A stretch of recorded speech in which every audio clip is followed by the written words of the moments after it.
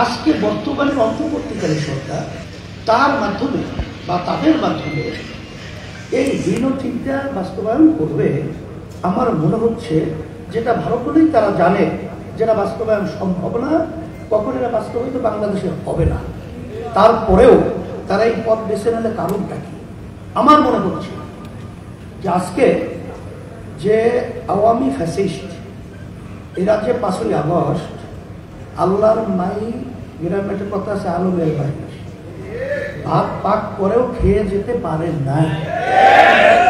ওরা তো বসে নাই, এবং পাশে বিভিন্ন যে আমাদের শকুন চক্ষু নিয়ে যারা নজর রাখছে তারা তো বসে নাই।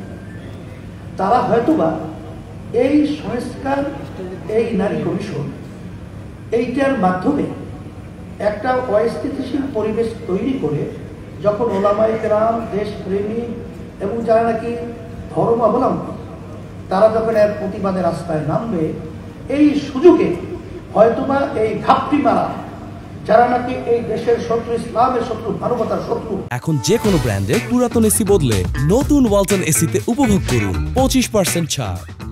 ওরা বিভিন্ন কায়দার সুযোগ তো তালাশ করতেছে, ওরা হয়তোবা এই সুযোগে রাস্তায় নামার জন্য একটা পদক্ষেপ বা হীনচক্র নীল নকশা তৈরি করতে পারে।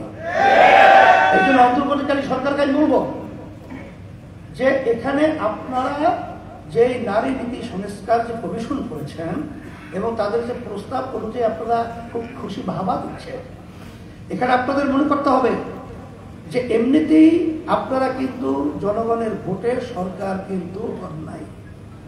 আপনারা কিন্তু দেশ পরিচালনা জনগণের ভোটের মাধ্যমে কিন্তু দেশ পরিচালনা করছেন না। এখানে হাজার হাজার মায়ের কোল খালি হয়েছে, বহু সন্তানদের চক্ষু হারিয়েছে, হাজার হাজার মায়ের সন্তানরা পঙ্গু হয়েছে। এর ফসল হলে আপনারা, আর সেখানে আপনাদেরকে সুন্দরভাবে দেশ পরিচালনা করতে দেবে এটা আপনারা বুঝেন না। আমরা তো সবসময় আপনাদের সহযোগিতা ছিলাম, এখনো আছে, কিন্তু আমাদেরকে রাস্তায় নামিয়ে আপনাদের মুখামুখি দাঁড় করে ওই ফ্যাসিস্ট এবং ঘাপটি মারা শত্রুরা যেন সুযোগ না নিতে পারে এটা আপনাদের মাথায় রাখার জন্য আমরা বিশেষ করে অনুরোধ করছি।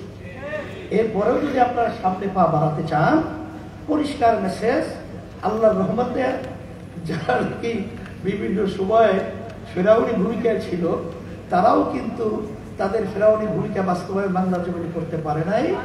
আপনারা তো আল্লাহর রহমতে দেখা দৃষ্টিতে আমি বলবো কি, ওই কে বলছে না যে 5 মিনিটে আপনারা আপনাদের অবস্থান থেকে সরে যান, 5 মিনিটও সময় পাবেন।